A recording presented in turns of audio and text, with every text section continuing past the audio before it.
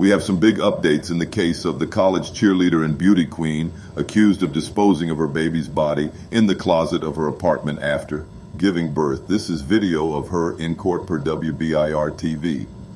And we've also learned that her ex-boyfriend has reportedly given a DNA sample to police.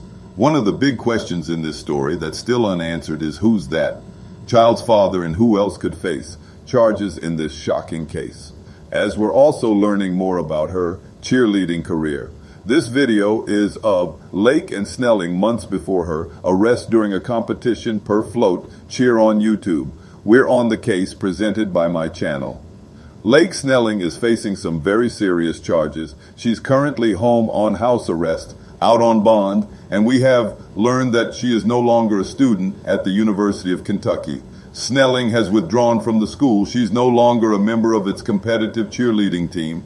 We also have learned more information on the search for the baby's dad and figuring out who that person is. I'll get into that new information in just a moment, but this is what we know about Snelling, who at this point is the only person facing charges in this case. She's been a member of the stunt team for the past 3 seasons at the University of Kentucky. She was listed as a junior on the roster for the Kentucky Wildcats. And this is new video that's been unearthed of Snelling competing with the team in a video posted 4 months ago per Flow Cheer on YouTube. So it is possible that she was pregnant during this event. Now, Snelling also used to be a beauty queen, and she often posted on social media spending time with her friends, really giving off this happy image. But now she is accused of such a dark crime. Snelling also has pictures with the boy, but it is unclear whether they are still together, and it's unclear if he's the biological father of the baby at the center of this story. We have learned that a male reportedly gave a DNA sample to police. I'll talk about who he is in just a moment, but let's get to what Snelling is accused of and how we got to this point. Let's go to August 27th. Lexington, Kentucky police were called to a home for a report of an unresponsive infant. That child was pronounced dead on scene, according to police. And according to WLX TV, police say that the baby was found inside of a closet. Now, an arrest citation says the infant was wrapped in a towel inside of a black trash bag. The citation reportedly says that Snelling was read her rights and she allegedly admitted to giving birth to that baby, and we have learned it was a boy. Then she said that she concealed the birth by cleaning up evidence and then putting all the cleaning items inside of that black trash bag along with the body of the newborn. Now, it's unclear just how old the baby was and how far along Snelling was in her pregnancy when she gave birth. Based on what we're learning about this case, it's unclear if Snelling said anything about who the baby's father was to police, or frankly, if she knows who the baby's father is. An initial autopsy on the baby came back inconclusive. Now, it's important to say that this is not a murder case at this point. More tests are being done to determine the cause of death of the child and whether that baby took a breath after being born or if the baby was stillborn. Now, there are some pictures of Snelling with a man on social media. So let's dive into that part of this story. It's unclear who the man is and whether he is the father of this child. The New York Post is reporting that an ex-boyfriend of Snelling gave a DNA sample to police. The Post spoke to that boy's dad, who would only say that police requested his son go to the station and it would take a couple of weeks to get the results. The Daily Mail is reporting that the 21-year-old who gave a sample dated Snelling before she started dating someone else. Now, it's unclear if Snelling was still in a relationship with the man who is in the pictures with her, and we are not identifying either of the men we're talking about in this story as they have not been charged. Now, this is video of 21-year-old Lake Snelling when she made her first court appearance after her arrest. You can see she appeared in that red dress and pleaded not guilty to charges of abuse of a corpse, tampering with physical evidence, and concealing the birth of an infant. Snelling posted a $100,000 bond and is now on house arrest living with her parents. She doesn't have to wear an ankle monitor. She has pleaded not guilty to the charges. Police will only say they were called to Snelling's home for the report of an unresponsive infant, but it's unclear who called them to that house and what that person found. Another shocking part of all of this is that it appears that Snelling presented herself publicly as someone who had aspirations to one day be a mom. Here's the last post that she had on TikTok. It's from June, and it's a picture with emojis that describe her. And in the bottom left, we notice there is one that says goals, and that shows an emoji of a mom with a child. Even though Snelling appears to present herself as someone who's warm and bubbly on social media, there's at least one person who says the real Lake Snelling is far different than that image. 20-year-old Sydney Kite spoke to the Daily Mail. She went to high school with Snelling, and she said that Snelling would take her anger out on people. Kite said, quote, while in high school, she tried to run over one of my closest friends with her Jeep. The bullying got so bad, my friend had to be pulled out of school and transferred to another because Leakin had taken it so far.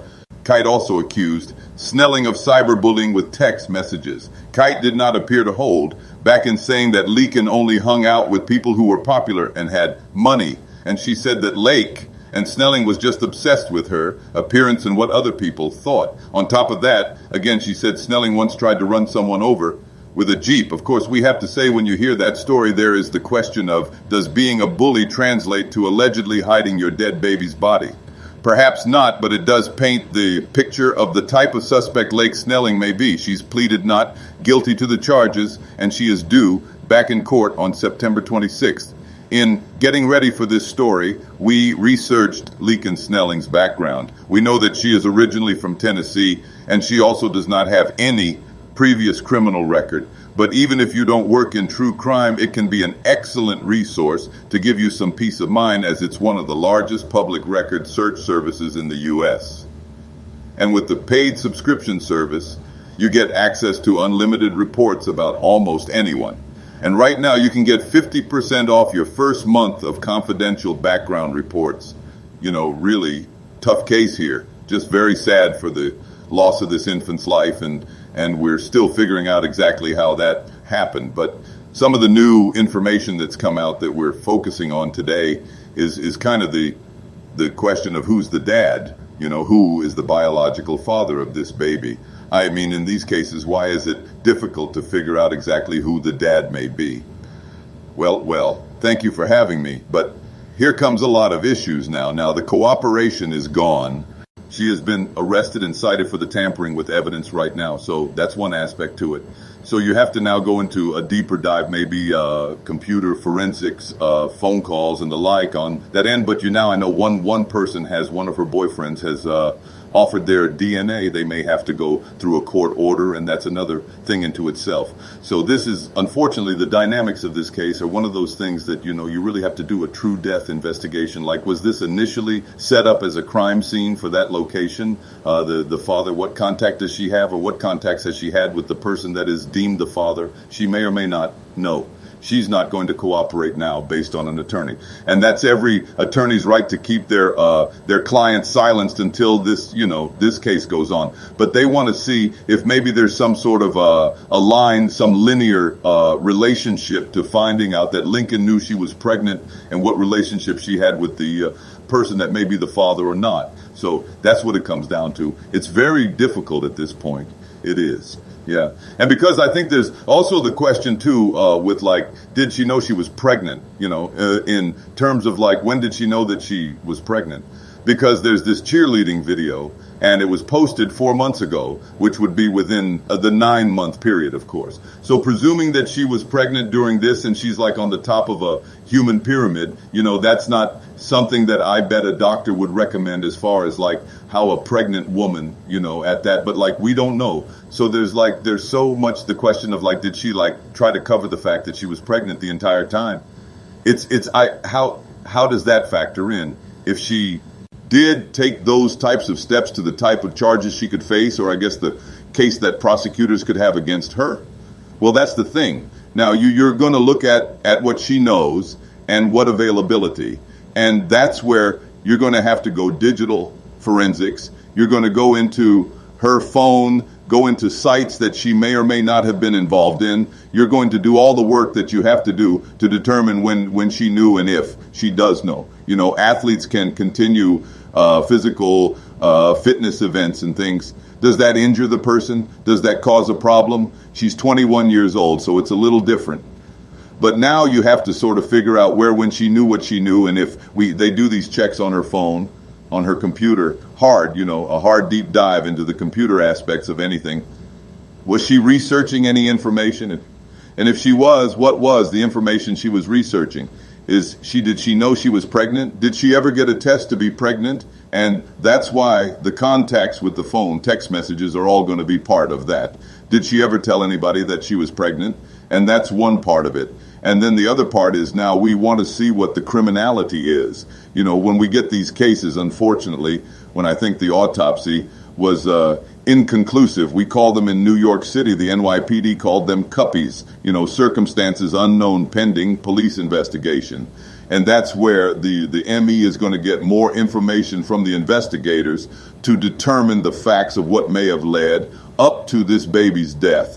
And right now, they don't have anything conclusive physically. They're going to do, obviously, more tests involved. And this is where the nuanced questions have to come in from the investigators and from the prosecutors to determine, after the fact that this, the continually work on the investigation on the autopsies, what questions they're going to ask, and make sure those questions that you're asking are clear, concise, to determine if there's criminality, because sometimes it's horrible to think, but babies die. Babies do die, and that's when thing happens.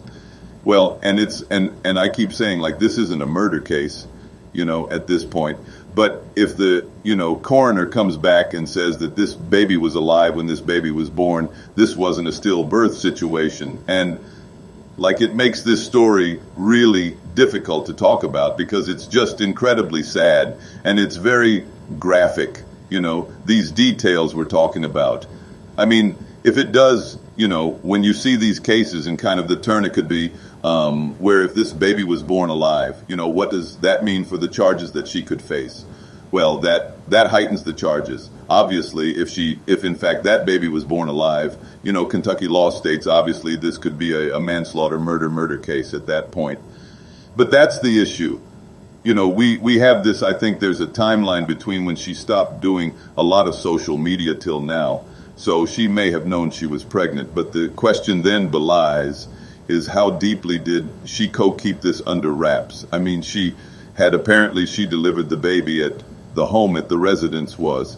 And this is the big argument. That's why that crime scene had to be really careful. Placentas, obviously, umbilical cord. These things were all hopefully taken into custody.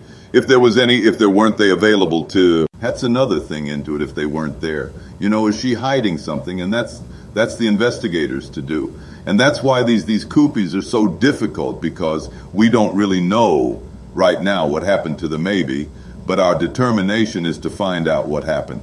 And that's why the initial crime scene investigation is paramount, because everything froze at that time at that location. And the investigators hopefully created a crime scene where they sealed everything off, and they did it top-bottom search of the location. What type of training do you have as a detective? This is a crime scene. To your point, this is very delicate, and you're dealing with, placenta, umbilical cord, a very, very small victim at this point. Lake Snelling herself is, going through, she just went through a medical episode, we believe. It's unclear, how long after birth, when law enforcement was called. But what type of training do detectives have to deal with what they are taking from the scene as evidence in a case like this? Well, that depends on the agency. Some get a lot of training, homicide investigations, baby death investigations. They're not a lot of them, but they do get some sort of training. That's why when it comes to this CL, this investigation, I believe special victims with their department is working this. So hopefully you have PE investigators that are nuanced into understanding infant baby deaths. And the benefit also is you need prosecutors who do the same thing, who are very nuanced in this. We were fortunate. I've worked with one prosecutor who was in Queens, and that was her thing, and she trained our investigators, through the process when we did our investigators courses throughout the years, and it was beneficial.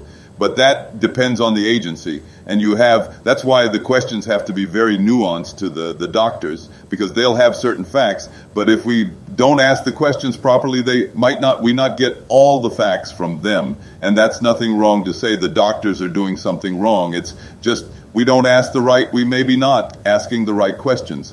So that's why training is very important, and being involved and engaged in this. And these are nuanced. I've known investigators who want to deal with baby cases, and that's another thing too. This is hard. You don't want to believe that there's criminality afoot in this, but is there a chance there is criminality?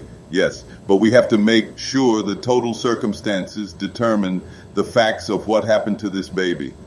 Was this baby born stillborn? And if not baby is stillborn, what evidence do we have to show that there was criminality conducted by Leakin at that time? And that's why all the research and the victimology and the purpose, we go back on the person there. We're going to continue to do that, and we want to make sure we don't want to make a mistake. That's what it comes down to. The detectives are, and I always say this, detectives are truth finders. We're here to find the truth of what happened. You have a lot of, he said, she said, but what really happened? And we're going to base it on the investigation at hand from the location where the baby's found and outwards, from computers to relationships to, conversations that person might have had with anyone else when they had hope. Well, did she keep this so hidden? And if she didn't, you know how it's very unusual for someone to really keep something like this under wraps for so long. But she did her social media and kind of faded out a little bit on that. So she might have been aware of it, but somewhere along the line, so might have been asking question. Maybe the parents, but now you probably lost the parents in this vault too. Yeah. As far as you know, if you're the Lexington Police Department, you have a question for Lake and Snelling, and she has an attorney. I mean, what type of access do you have at this point to her? That's the thing. It's very limited. I mean, the attorney, she has it's attorney-client privilege. She has a right to an attorney. She's a right to counsel. She cannot be questioned about counsel present. So if she does, if her and attorney do decide to speak to the police, that attorney is going to be present during that question, and they can refuse to answer any question. And that's the American criminal justice system. You're innocent or proven guilty in the court of law. And the burden of proof to determine the criminalities based on the investigations and the work that the officers and investigators do to determine that person's guilt or innocence, because they're not always looking to find people who are guilty. We're looking to find the truth in this. If Leakin didn't commit a crime, let the facts support that. Let the information that the investigators found and the doctors found, the autopsy, the ME's office find, and that will be the way in which we know this was an unfortunate death of a baby. And, Leakin did the wrong thing by hiding it and tampering with evidence at that time. So that's the one aspect when it comes to tampering with a corpse, which is the charge that she is facing because she gave birth to this baby, and then at some point that baby ended up in the closet in a trash bag with everything else that she used to clean up the scene. And she, after being read her Miranda rights, reportedly admitted to those things. At this point, if the baby was stillborn and she did that, that seems like it would be a pretty strong case against her. Like, how would you see this case going forward where, clearly she is the parent from what we've been told of this baby boy. I guess my question would be, when does the law become, this wasn't just a private birth at home. This was something actually criminal. Well, right now we're seeing the criminality in question, that you have a deceased baby and she tampered with the evidence there. The next issue is, did they, and this is what happens when it comes to news articles. You don't get everything, all the nuances done by the investigators. They're not going to say, oh, she admitted to it. She may not have admitted to it. They may not even ask the question. Oh, they did ask the question. She denied it. So that's one thing. So if she's saying this is what happened, we have a timeline. We have her statements locked in at that moment. Now we have to go back on that part of it. If she said that the baby was born dead, that's where we can talk to you go to the EME's office, we're looking at that. We're going to find out certain things, what they might had unseen, which is photos, obviously, of that crime scene, photos of the baby when the baby was there. That should have been done too. That's all going to be done. So when that's brought to the ME's office, they have more information on our side. They're only dealing with unfortunately, we talk about this. You're only dealing with the body. Whatever happened to that body prior to they may not know of, unless the investigators looked at it and said, this is what happened from what? We've gathered our information. Here's all the resources we've had. This is all. This is what we've obtained. Now, does this match to what's being said by leaking to what we see on the body when it comes to her bond? And bond is, I mean, we've talked about some cases where a judge would let someone out on bond on a serious crime, and it's easy in hindsight to look at that judge and be like, what are you doing? You know, in this case, she did not have a criminal record. She's not accused of murder or manslaughter at this point. So she gets $100,000, no ankle monitor. She is living at home with her parents. If you're an investigator on this case, do you feel good about that decision by the judge?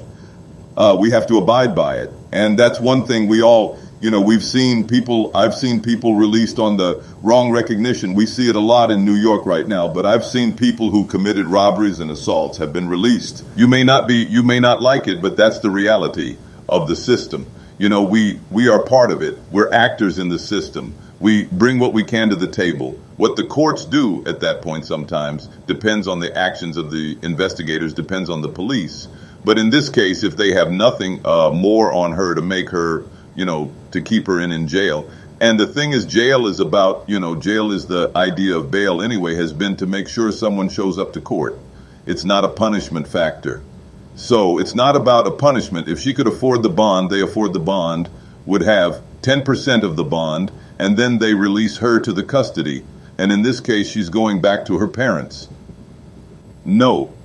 Ankle monitoring, because they have a firm belief that she has roots in the neighborhood, roots in the community. She was in college and no longer there, but they have roots to her staying there.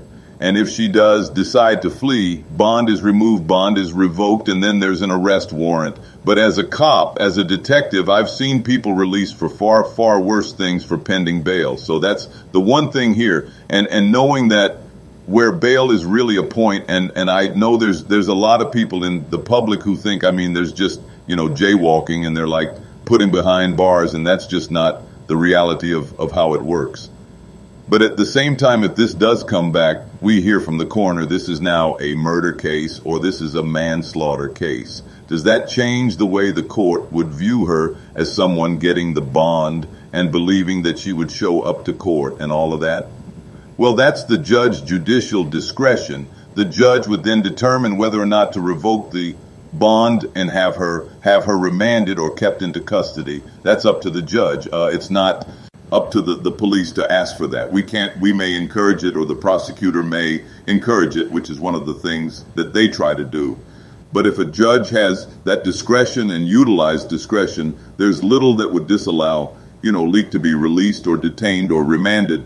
It'll be up to the judge if that case gets to that level and they feel that there might be a flight risk. And that's really what it comes down to, or a repeated history of criminality, which she doesn't have.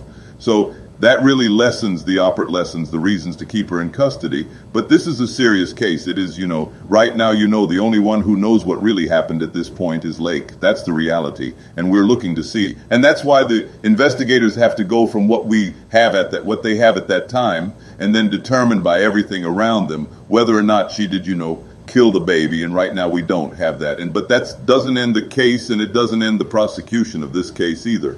Yeah. And once the cause of death comes back, I think that'll be a big moment in seeing which direction the case goes from here. Thanks for being with us. Thank you much. Take care and stay safe. That will do it for On the Case, presented by my channel. Subscribe to us on YouTube. We'll see you next time.